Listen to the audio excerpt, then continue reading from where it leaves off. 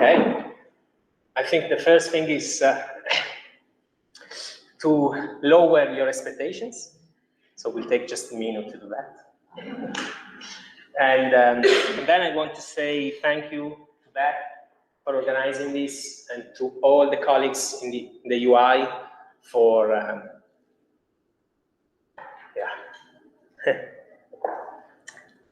I get emotional very easily. Okay, so thank you to the colleagues in the UI for hosting me for so many years, for being here today. Thanks for Vanessa for accepting to comment on the book, and also to Vicky for all the work that she has done to prepare today's event. Okay, so I'm going to read, and that's largely your fault. I mean, not your fault directly, it's your country's fault, because when I came here 15 years ago, I was the true Italian self. I could speak without reading. Now I cannot anymore, so you will bear me for an hour reading, okay? So yes, the book is called For a Liberatory Politics of Home, and it's a book that largely is started really with my PhD research at Durham University back in 2008. At the time, I did my fieldwork in Turin looking at issues of homelessness, and I've always been interested in the relationship between the idea and the practice of home and the idea and the practice of homelessness. So in a sense, it's coming out of all of this, but particularly it's coming out of my profound dissatisfaction. So it's not really a nice place to start, but it comes out of a dissatisfaction with how issues of home and homelessness are dealt with in scholarship, in activism, in policy, and in particular in policy. So essentially, I'm moved by the belief that current understandings of home and homelessness are inadequate, and they are also dangerous. I think they are inadequate because they reduce homelessness to something that takes place in the realm of exceptionality. And I also think they are dangerous because they sustain particular ideas and ideologies of home, hence foreclosing other ways of inhabiting the world. I believe there is no possible adjustment, no innovative intervention, and no salvation for homelessness, housing precarity, housing injustice, if we do not crack through home itself. So this means many things, including challenging scholarship and policies, including challenging patriarchy, the financialization of housing, the violence of racial capitalism. But above all, for me, it means to retrieve and then to build upon the desire for liberation that constantly unfolds and lingers through the interstices of home and its foundational lessness. So I will start with this. I will start with Paolo. So I met Paolo in 2009, and so we were just sitting on a bench, and Paolo was telling me, he was around his 40s. Paolo was telling me about a therapeutic community for drug users located in Tuscany. He spent there some time in the early 2000s, and part of the story was about how he got hooked to heroin when the stuff was freely available on the road. And part of the story was about him smuggling cocaine for tourists in expensive holidays in Kenya. But this was not the whole thing. There was, for instance, this whole affair of trying to get by in Turin, a city where he could sometimes afford to pay for shelter and sometimes not. Distributing flyers played a big role, he told me. Leafletting advertisements for a supermarket chain, for a pizza joint, for a new furniture shop that had just opened at the edge of the city. Above him, a whole chain of commissioning, a boss who received the leaflets from another boss who got them from the company. And Paolo was extracting some profit too. He had employees who he described to me as più fottuti di me, which means more fucked up than me. They work a little, pretending mostly, and then they threw most of the leaflets in the bins scattered along the rivers along the banks of the River Dora. The cost of life was very raw for Paolo. The showers in the homeless shelter of Biasaki shared with dozens of others. The nights without heating in the soffitta he managed to rent, the stuffed dark attic room for which he needed no document, no proofs, only ready cash and enough physical and mental balance to make it up the stairs at the night without looking down the well. The cheap alcoholic drunk, a trade-off for heroin. The lack of meaningful encounters. He once told me, it seems as if the only people I meet are like me e non abbiamo niente da dirci. We don't have nothing to say to each other. Paolo was excited about a new relationship with a lady he was in love with. He was worried whether his mother would forgive him. He used to say that it was like una foglia d'autunno, an autumn leaf holding to the branch by a thread day after day, hours after hours. He was writing a book about this feeling and the life that caused it. It was going to be called Il rumore dell'erba che cresce, the sound of growing grass. It was about his journey through addiction and then out of it, in the becoming he was going through when I met him. He was typing this book on his Alcatel mobile phone by addressing messages to himself. He loved making collages, such as this one. He opened a Facebook account, made YouTube videos, delivering a peaceful message in search of a voice, a narrative that moved at his own tempo. He was living, after a few years that we left Turin, in a garden shack in someone else's property. But his life was more serene at the time. He could think about his passion for football and for dogs. He would download pictures of puppies from the web and then put glasses on them using Windows Paint, adding some flowers, the symbol of Cagliari Calcio, and the word peace. He was taking care of his own dwelling in his own world. Paolo, the heroin addict, the drunken, the boss, the dispossessed, the peer educator, the giver and taker, the informant and friend, the sunburned hustler, Paolo the less, Paolo the homeless. Now, Paolo is clearly the other of home. He lacks shelter. He lacks ontological security. He roams in a field of becoming populated by subjectivities that in the worst are racialized, dispossessed, and jailed, while at the best are rendered as subjects waiting to be studied and in need to be saved. And one might ask, who does such a rendering?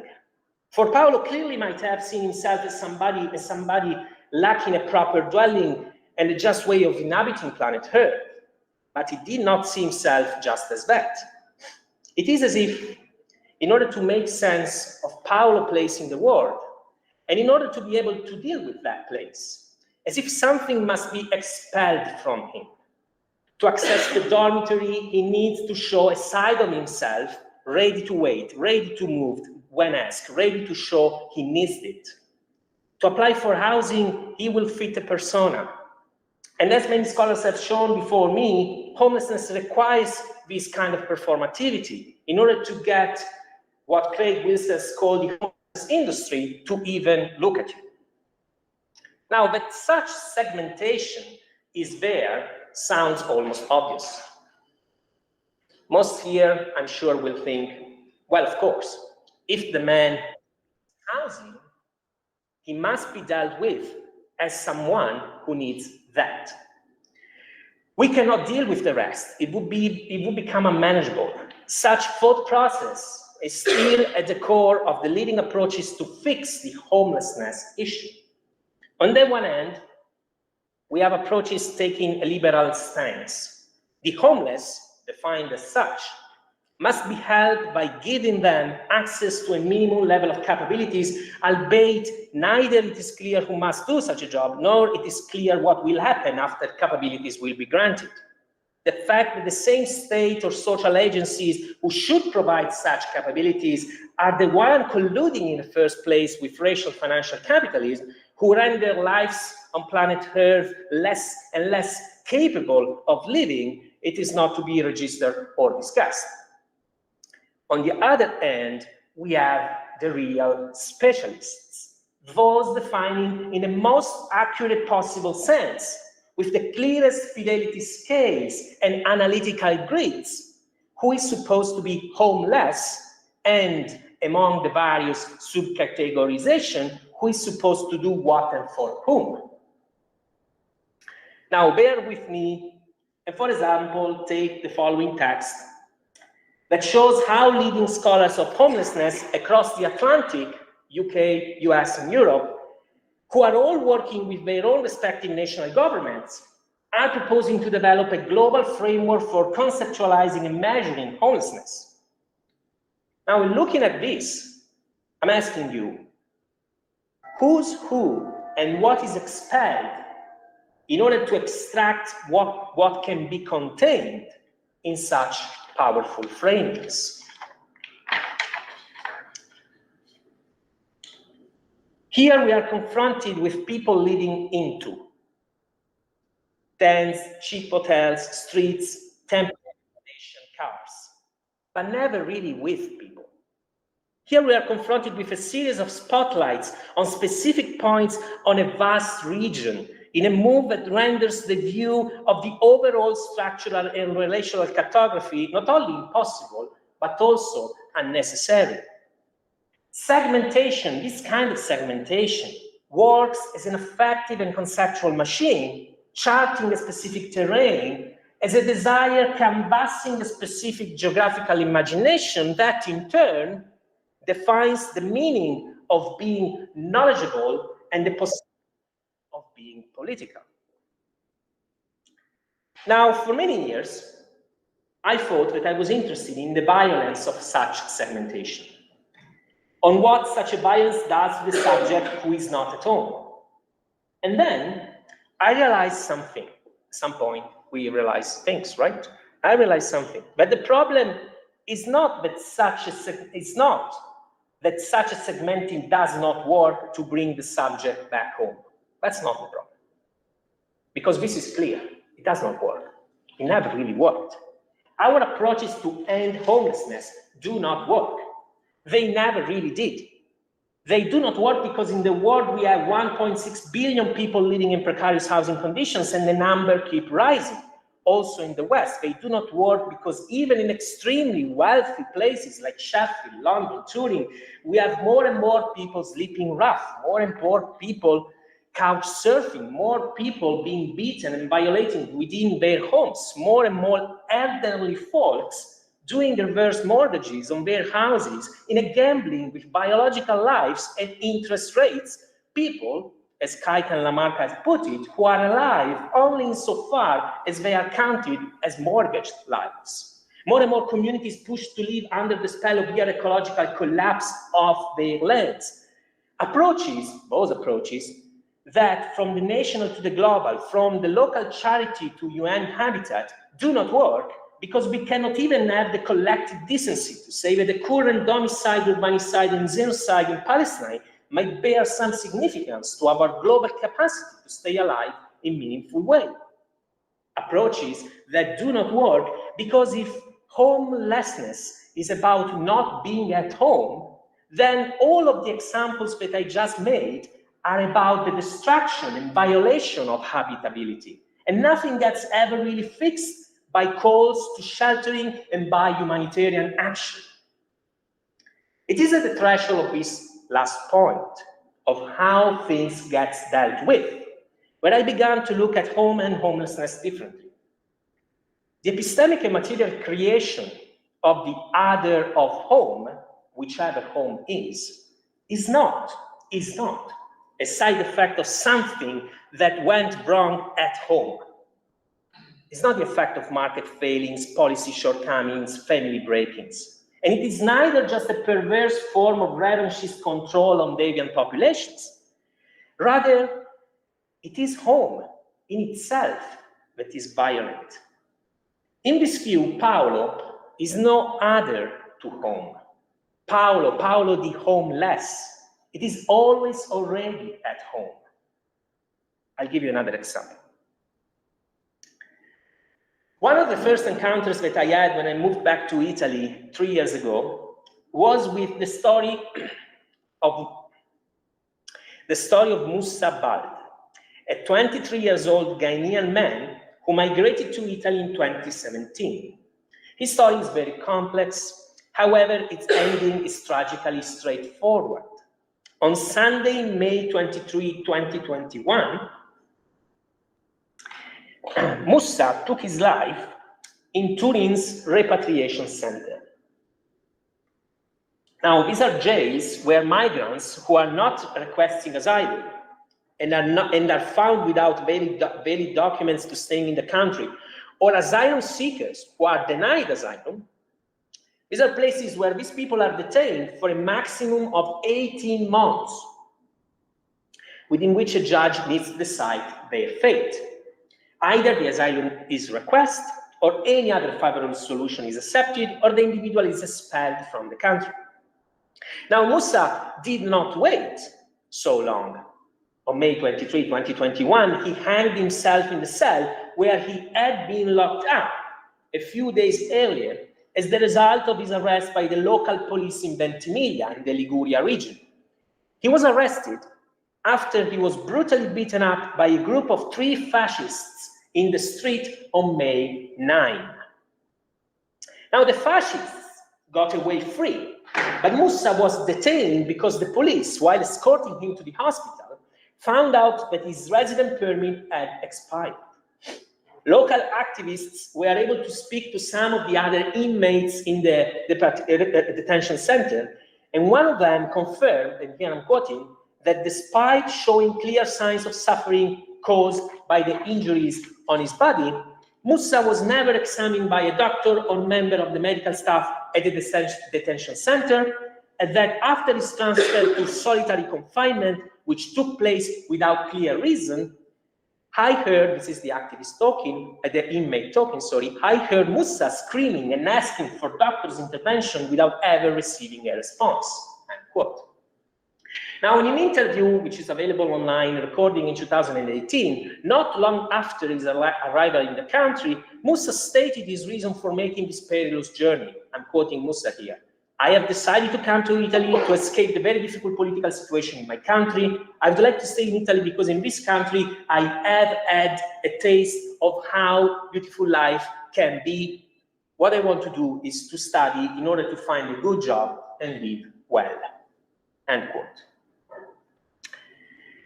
Now, Paolo and Moussa's story are very, very different, clearly, but they are united by being both stories of individuals that were not welcome at home. One because of his multiple addictions and working class status, the other for being Black and being without documentation. They are also similar because in being subjects rendered as the other of home, both became subjecthoods to be dealt with. One by the normative governmentality supposedly there to find him shelter, finding food, and eventually finding housing. The other by the European militarized border regime in its far-right Italian implementation. Now, starting from these lives and their local and global ramification, in this book I ask, would it be enough to shelter all the homeless in the world to end homelessness? Would it be enough to shelter Paolo and Moussa's to end their homelessness? Now, clearly, confronted with their struggles, the immediate answer would be a resounding yes. This is what humanitarian approaches, but also liberal approaches such as Housing First would argue. But answering yes to such a question means to avoid tackling the fundamental questions underpinning the possibility for Paolo and Moussa to be made subject of the other of home in the first place. What is housing going to solve without a deeper questioning of the ways in which issues of class, substance consumption, mental health, migration, race, and construction of nationhood contribute to produce subjectivities made less, rendered less, managed as less, worked out as less, jailed as less, who can only escape these kind of entrapments as less, in further subtraction, either by hiding out as Paolo did, or by taking their own life as Moussa did. Now, despite what common sense dictates, homelessness does not end with housing. And crucially, homelessness does not end at home. The same normative, classist, and racializing home that has expelled Paul and Musa can take them back. It can provide shelter, but at large, it would not be any less normative, racist, classist. That same home, even in taking them back, could still make them redundant once more. Such a home cannot be a solution to homelessness, because such a home is a less in itself, for it is founded on the possibility of its annihilation. So therefore, in my reading, home and homelessness are matter of the same. I invite to transcend the binary reading of the two, and to speak instead of homelessness with a parenthesis, the common violent substratum through which home gets to replicate itself via processes of expulsion and extraction. And I'm going to say something about this in a second. Talking of homelessness is to affirm that home contains in itself the possibility of not being at home. Home contains in itself the possibility of not being at home. For one can be made to inhabit a space of the less without requiring home to alter its parameters. This is what I call the impossible possibility of home, the impossible possibility offered by home, a salvation designed around its annihilation, a tension sitting very much at the heart of what is made to count as other, and now that other is governed from the level of individual subjections through the diagrams of global boundaries. Now, it is very important for me at this point to clarify one thing straight away. In refusing to see home and homelessness as distinct, I do not dismiss, clearly, the different ways in which their same foundation is experienced. That is the way in which homelessness is lived and felt. The experience of living rough or in a violent household or under the constant threat of eviction has experientially nothing in common with the privilege I am currently having as a white non-binary person reading these notes to you, surrounded by people I love, with a working combi boiler in my house and a stable mortgage, or at least I think it's stable. These experiences are not only temporary and spatially specific, but they have much to do with longer structurations intersecting forms of violence, extraction, expulsion, and embodiments. Encompassing the home-homelessness binary is not about flattening what Robert de Gerlaise has called the sharp cultural, historical, political, and pragmatic forces shaping the experience of housing precarity. So thinking about homelessness does not mean that we are all homeless in the conventional sense of the word. Very far from it. It means that we are all at home, and the home is really violent, and it needs to be burned down. It does not need to be adjusted. It does not need to be solved. It does not need to be saved. It needs to be burned down. It means to say that the sharpest experiences of homelessness, including but not limited to sleeping rough, living in camps, prison, violent household, gendered and cis-normative spaces, and racialized lives, are not taking place in a realm separated from the idyllic pastures of our safe homes. Put simply, home is not extraneous to displacement and dispossession, but possible, because it displaces and dispossesses. Navigating this fine line across experiences and their common substratum is very difficult, especially if done from the standpoint of the academy, which much has done to colonize all experiences. And yet, I want to take this risk, and I want to navigate this line, because advancing a joint understanding of the two means, for me, two important things. One, it means to decolonize homelessness from home, as well as imagining a home that does not need an otherness to be defined. That is really my aim. Try to think home without its otherness. Can you think home without thinking about the fact that home at some point may not exist? My argument is that you cannot. So in a sense, what is home all about then? If it does not grant salvation, what does it grant? Home, I argue in the book, is a colonial project. It is a matter of colonial production of subjects, spaces, affects, relations. Saying that home is a colonial project does not mean to flatten the discourse around settled colonialism and its specifics of land grabbing and occupation. But it's possible to recognize how the fundamental diagrams at play through the latter are key to the inner constitutive dynamics of home too. Now, as Said reminded us, for a colonial project to exist, something and someone needs to be occupied, and therefore, and this is important, to be constructed as worth being occupied.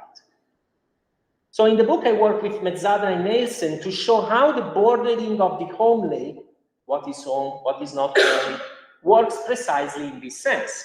It is a diagram doing what Said has talked about, through two concomitant moves.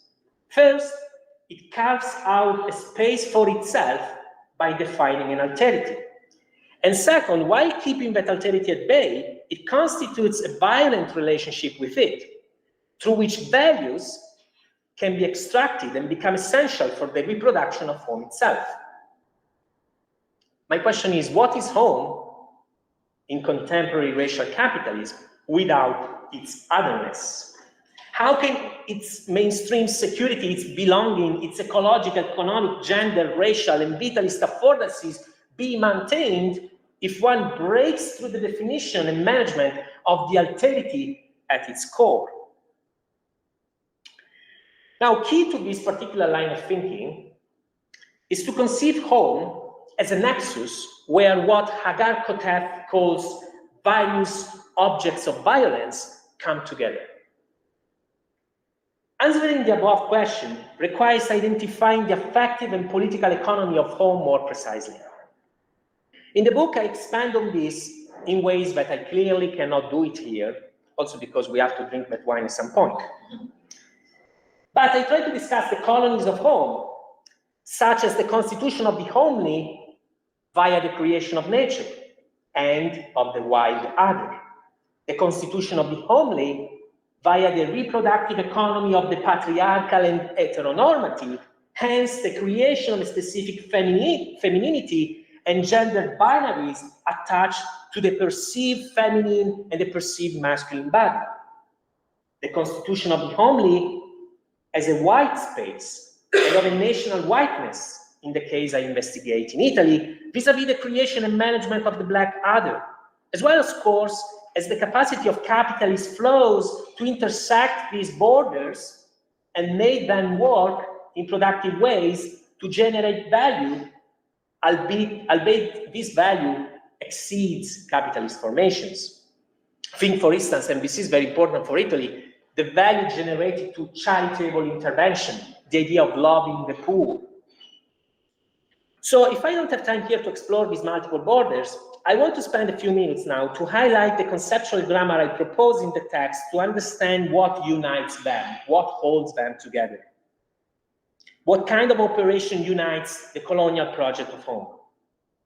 So getting closer to the borders of home, one can hear almost the sound of something expelled and yet kept very close, the rhythm of a movement that can change forms but maintain a specific tempo across bordering practices to sustain the homelessness binary. And at the bare minimum, the key feature of such a refrain seems to revolve for me around two baseline functions, which in the book, echoing traditions spanning from Marxist feminism and critical race thinking, I identify with the notions of expulsion and extraction. So now I'm spending a little bit of time on these two. Here I'm trying to describe how home and its lessness are constituted. Now, expulsion denotes a double-faced segmentation. Remember what I said before about Paulo. It is a cutting off of the other, which entails its creation of other. Now, somebody who wrote beautifully about this, albeit using different terminologies, is Sarah Hammett in her work, Strange Encounters. On the one hand, expulsion creates a normative assemblage via selectively deciding what belongs and what is made to fit.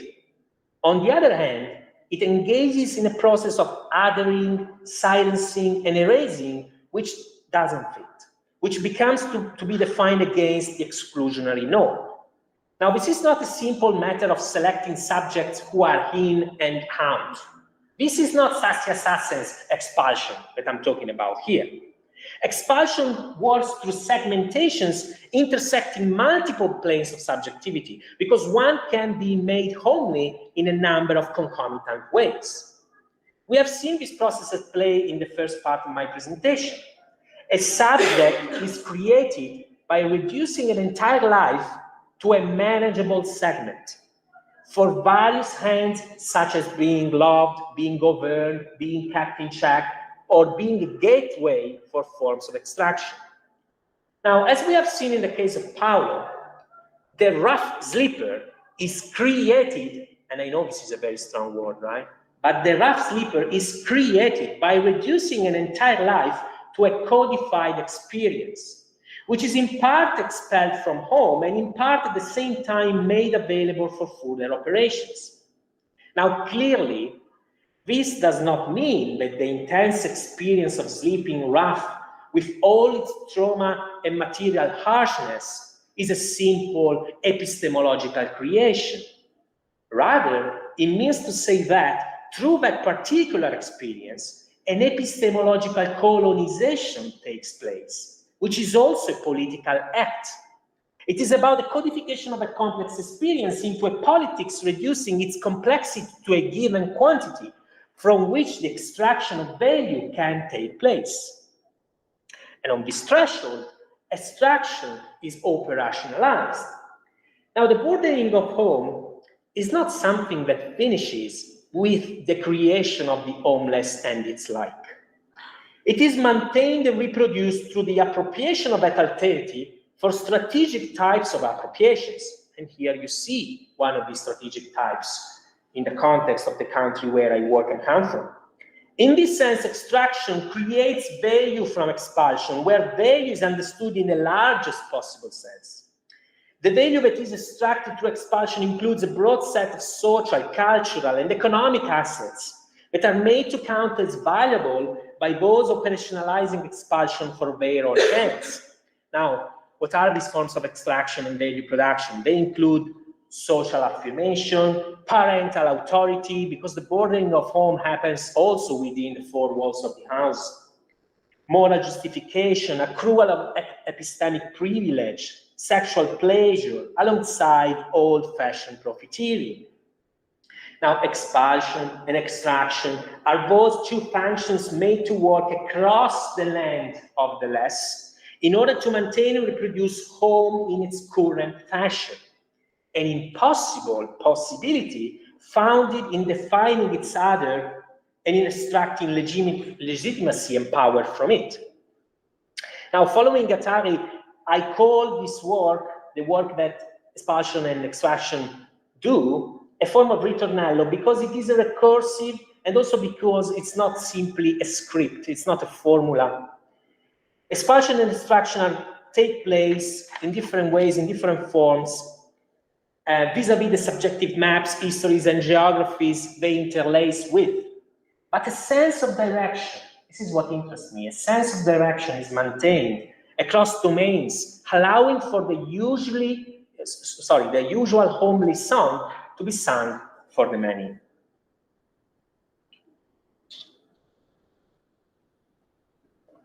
Now, expulsion and extraction are the reproductive core of the becoming of our dear home under contemporary racial capitalism. And to illustrate this point further, I focus the book on the case of Italy, and in particular on two ritornellos that are very important for the constitution of the homely in the country: patriarchy and racial capitalism. In selecting these, I'm following the suggestion brought to the fore by the late Umberto Eco when he introduced and discussed the notion of ur-fascism, or eternal fascism. For Eco, the Italian Resistenza won the battle against the fascist regime, but not against a much wider and deeper cultural phases that, in his opinion, underpins the recent history of the country. For Eco, the fascism of contemporary Italy, and here I'm quoting, is defined by a series of characteristics including machismo, cult of tradition, appeal to the frustrated middle classes, fear of difference, contempt of the weak. And these, to me, also in relation to my own experience, are forms of violence speaking the lexicon of patriarchy and racialized class formations. So now, due to space constraints, I'm here just giving a snippet of the letter of the racial capitalist part to move then to the political proposal at the core of my project. Now, the racialized link between land, law, and blood becomes the structure of today's Italian home and a means to define their definition of security vis-à-vis the wilderness of the other. In the book, I trace the lineage of the racist Italian home, starting with the fascist colonial project, as well as through the writings of Catholic popes, which is really, really fun shit, but I'm not going to tell you anything about that now because I don't have the time. Now, a telling example of this kind of constitution, of racist constitution of the Italian home, is related to the matter of citizenship. Even after the demise of the fascist regime, the state reaffirmed legal belongings. It was possible only on the basis of what is called jus sanguinis, by which citizenship is transmitted only from a parent or ascendant in possession of citizenship themselves, therefore providing for the continuation of the whitening principle inscribed in the racial colonial project of the fascist state today. Now, following a critical Italian historian called Valeria De Plano, and here I'm quoting her, by maintaining the same inclusion and exclusion criteria devised in 1912, with all their racist undercurrents, the nascent Republic of Italy became a state that was still heavily imbued with colonialist culture, end quote. Now, crucially, the change brought to the fore by reforms in the 1990s did not alter these logics, but possibly reinforced them, this time in the light of raising levels of immigration in the country. According to Camilla Hawthorne, the new 1992 law of citizenship in Italy, and I'm quoting Camilla here, reinforced the principle of jus sanguinis from the original 1912 fascist Italian citizenship law. It became easier for Italian in diaspora, such as Italian living in Brazil or Argentina, who had never set foot in Italy to reacquire citizenship, and more difficult for immigrants and their Italian-born children to naturalize. Citizenship here works as a bordering process through which, as Camilla Hawthorne has again argued, African bodies are remarked as iconic signifiers of illegitimate belongings, suggesting that their very being in an Italian place threatens the moral purity of the nation state, end quote. Now, crucially, it is not only that all Black others are banned, but that their selective inclusion takes place through an act of expulsion. If they can accept the racial script, leaving out what is not needed, homely Italian belonging may be enjoyed. Such expulsion is, of course, very productive. It reinforces a whitened discourse of Italianness, it creates political legitimacy, it activates economic profit-making. Now, with the story of Musa before, we saw an example of the first 2 points. It suffices to say that the Meloni government, the current government we have, has extracted much value in mobilizing the Black other as a threat she needs to legitimize, a threat she needs to legitimize a certain kind of action, but also she needs to keep that threat at bay by jailing him. Now also with our own Rwanda affair, because we are also opening those kind of detention centers in one of our ex-colonies in Albania. But let me give you an example of the other kind of extraction, more explicitly related to homely economies. Now, for sure, because I know you love Italian cuisine, right? Pizza, pasta, tomatoes. Now, well, the whole system of extractive economies hinges on the production of subjects that are made not to belong formally in order to be forced to work illegally. Here I'm referring to the so-called agromafia business, at the core of which you find the practice of capolarato, a form of illegal recruitment of workers very common in the production of vegetables, in particular in the picking of tomatoes in the southern regions of Italy. According to the late investigative journalist Alessandro Leogrande, in the Apulia region during peak season, there are about 15,000 such illegal workers, 15,000. Salaries, when given, vary from 20 to 30 euros a day, or are related to how many boxes of tomato one can fill. 3 euros for a 375 kilos of tomato in a box. Workers live in homeless land, in abandoned factories, shelf-made shacks, and tents for the entire working season. Now, through this particular structure, Italy can maintain its standing as the second biggest producer of tomato in the world, and the Italian home can enjoy its whitened and heteronormative pasta seasoned with cheap pomodoro sauce. In the Q&A, I can tell you why the pasta is not only racist, but is also heteronormative. Now, the capolarato system is a productive, expulsive, extractive diagram of power working through a double elision. As the Italian sociologist Gennaro Avallone argued, on the one hand, there is the disappearance of labor. Tomatoes are produced and arrived in the Italian home without signs of the traumatic belonging inscribed in them. On the other hand, there is the social disappearance of the migrant who is unaccounted for, never seen or heard, and those requests to belong is systematically rejected by the state. But this is not simply thrashing people away. This is maintaining a fundamental relationship with them. Through this double process of expulsion, migrant workers are reproduced, and here I'm quoting Gennaro, as alien, extraneous, absent subjects, although very present. Present for production, absent for everything else. My line of argument is essentially that they are present not only for the production of tomatoes, but for the production of home. The boundaries of the Italian home are not designed to give space to the desire of habitation of migrant workers, the asylum seekers like Musa, the conventionally homeless like Paolo, but also to many other subjectivities made less at the intersection of heteronormativity, patriarchy, racism, ecological disasters, class struggle, ableism, and more. The purpose of the boundaries of the homely is precisely to shut down such desire, not simply because of an ephemeral or transitory political will, but because the foundation of home are deeper and speak to the wider and shared racialized and nationalist earth fascism which Eco was writing about.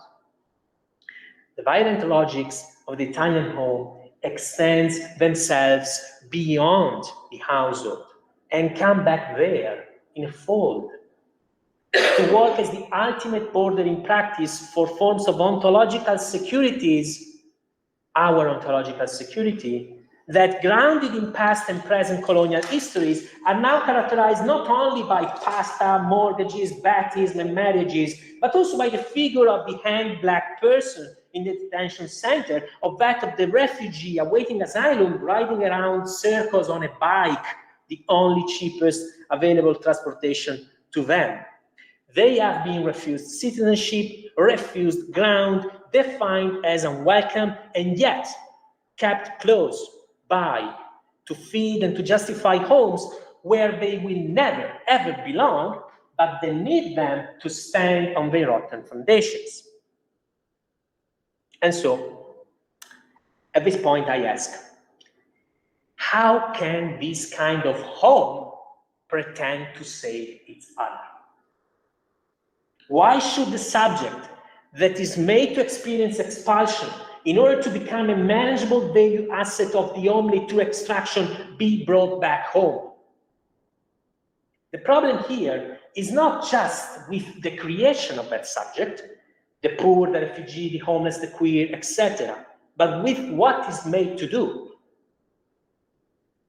what state, religious, and humanitarian institutions do is the crux of the issue of the colonial project of home. On the one hand, the charitable and state institutions working with the subject made less could distract the continuity between the home that is expelled them and the one that is supposed to take them back. That would mean directly tackling the ritornello structure in home. It would not mean to house all the homeless of the world to solve homelessness. It would mean, in the quintessential restoration of housing, to challenge the expulsive and destructive logics of nationalism and racial capitalism, to cite just the two I tapped upon in my presentation today. The other option for these institutions is to continue to manage the other in the way they already do, to reproduce and maintain the multiple alterities of home with nature, with gender, with the black other, with the poor, without altering the basic expulsive and destructive formula of such operation, even when they manage to shelter the other. And so, in the book, I offer a proposition for a more radical endeavor, so to speak. Home must not be fixed. The other of home must not be saved. In the context of Italy, to say that the other of home must not be saved is a radical proposition because of our Catholic grounds. Okay, the notion of saving is very important. Home needs instead to be liberated. Coherently with the need to produce affirmations to get beyond the binaries of homelessness, I define liberated as that break to allow for emancipatory desires of habitation to emerge and take place into the world. Such a break is not the end point of a revolutionary effort, but the ongoing struggles to affirm from the interstices of homelessness that other ways of inhabiting the world are possible. So in the third part of the book, I illustrate what an initial strategy in this sense might entail. First, there is an epistemological move, a move about epistemology, and then there are, if you want, three political strategies. Of the epistemological move, I essentially already said. It is about transcending the segmentation of the other, to avoid the epistemic and material colonization. In the book, I discuss how the housing political does not reside only in enunciation of political formulas and action fitting those. Here, I'm picking against the Marxists. I extend a critique to forms of radical housing organizing who are too quick in discarding non-conventionally political forms of housing action. They discard them because they are a matter of desperation that has little to do with housing justice. I claim, on the contrary, that within the interstices of the lives lived by subjects such as Paul and Musa, if one is attentive to their desires and aspirations, there are already effective cartographies, but also concrete practices that signal a politics for and of habitation. And on the basis of this specific epistemological move, there are three political strategies to follow. The first one is what I call de-instituting. De-instituting through the practice of striking. If I am in conversation with feminists and queer thinkers and doers throughout the book, it is at this particular point that I find inspiration, in particular from the work of Veronica Gago. The focus here is on de-institutionalizing and fighting against the industries currently caring for the other of home, which include much of the current service provision for the homeless, as well as knowledge production around them. So I call for the total deinstitution of homelessness service provision as we know it today, but also of homelessness scholarship, which for the most anyway is a pile of crap. Deinstitutionalizing service provision is not something to be done through defunding, but through abolition. A move that indeed will require more funding, care, and dedication. The goal is to stop the circuit of value extraction from the other via its creation and control, to enable situated intervention tackling the multiple violences of home. To arrive there, the second move would be about reinstituting through radical caring. Here, the focus is on allowing ourselves to relearn how to care for habitation and its struggles, and to constitute on both bases a universal approach for housing focused on dwellers' control. The apparent resonance of this point with some current progressive policies, most notably housing first, is demystified entirely in the book. In my approach, housing does not come first, because housing never really comes first, not even in housing first. In housing first, housing is part and parcel of a liberal take on poverty management. In restituting, what is instituted again is housing, yes, but as a project to learn to care for habitation. Thinking with UK housing anarchists and Italian operaisti, I centered the practice of autonomy as central to such endeavor. And finally, on that threshold, institution through affirmation. This last move is focused on considering occupation and grassroots organizing as a viable alternative to interventions focused on policy change. Institution is therefore about bypassing state inertia and prefiguratively enacting the liberatory politics of home in the here and the now. As someone vetted to autonomist thinking and a person more and more grounded in queer understanding of the world, I do not intend the institution to be a plan, a solution for all. Affirmation is a practice to and by communities, to and by individuals, and not a planetary theory of super everything or a grand plan.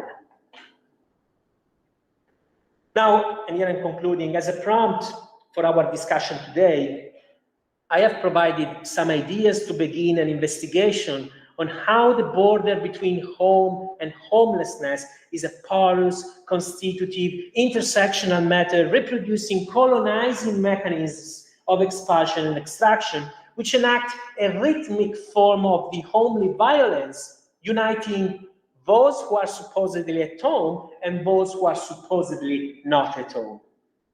It is easier to keep a binary reading of the both, to assume that all considered, home is better than nothing, and that we might be able to incrementally fix it.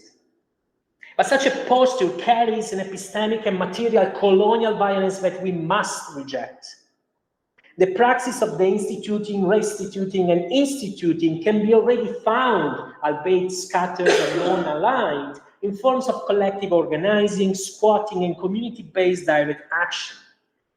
The strength lies in rejecting ideas of a fix for all, in avoiding a fidelity scale. Liberation from homelessness, in this sense, will not consist in a new home.